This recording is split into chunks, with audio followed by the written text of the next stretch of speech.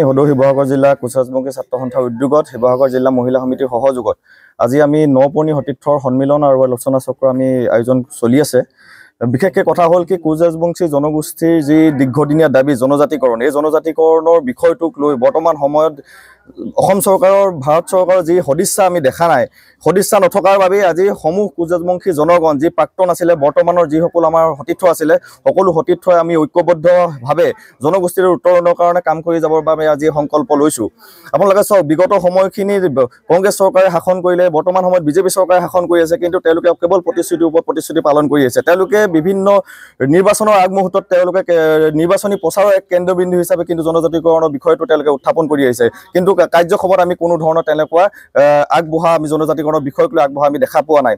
আপোনালোকে চাওক, 2019 চনত সেই সময়ৰ মুখ্যমন্ত্ৰী সৰ্বানন্দ সোণোৱালৰ নেতৃত্বত যিখন চৰকাৰ চলি আছিল, সেই চৰকাৰখনে কিন্তু 2019 চনৰ 9 জানুৱাৰী তাৰিখে তেওঁ কৈছিল যে ৰাজ্যসভাত জনজাতি বিলখন তেওঁ পাছ হ'ব, কিন্তু পাছ হোৱাৰ পাছ মুহূৰ্তত আমি দেখিবলৈ পালোঁ যে বিভিন্ন ৰাজনৈতিক দলসমূহে বিৰোধিতা কৰিলে বুলি তেওঁলোকে কথা ক'লে, কিন্তু তাৰ পাছ মুহূৰ্তত আমি দেখিবলৈ পালোঁ যে বিগত সেই সময়ত তেওঁ মন্ত্ৰীগোট গঠন কৰি দিছিলে। সেই মন্ত্ৰীগোটৰ অধ্যক্ষ আছিলে হিমন্ত বিশ্ব শৰ্মা ডাঙৰীয়া।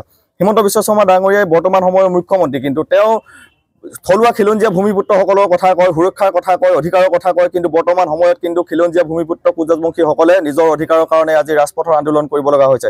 দশক জুৰি আজি আন্দোলন কৰাৰ পাছতো জনজাতিকৰণৰ বিষয়টোক কোনো ধৰণৰ মীমাংসা কৰাৰ ক্ষেত্ৰত তেওঁ আমি সদিচ্ছা নেদেখিলোঁ। কেৱল নিৰ্বাচন আহিলে তেওঁলোকৰ জনজাতিকৰণৰ কথা মনত পৰে, তাৰ পাছ মুহূৰ্ততে কিন্তু জনজাতিকৰণ তেওঁলোকে আঁতৰাই চলে।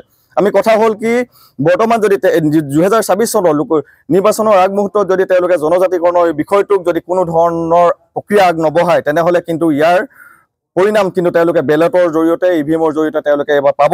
আৰু তাৰ বাবে বৰ্তমান সময়ত বিজেপি চৰকাৰৰ যিসকল কোচ-ৰাজবংশী অধ্যুষিত অঞ্চল আছে, এই অঞ্চলে গৈ আমি বিজেপি হটাও, কোচ-ৰাজবংশী বচাও আমি কাৰ্যসূচী আমি ৰূপায়ণ কৰিবলৈ বাধ্য হ'ম।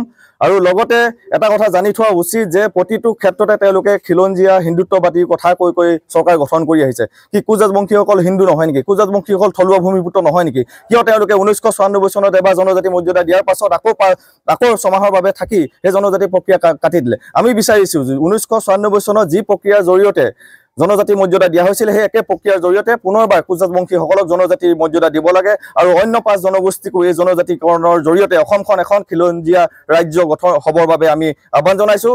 আৰু আজি আমাৰ বিষয়বস্তু এয়াই। ধন্যবাদ।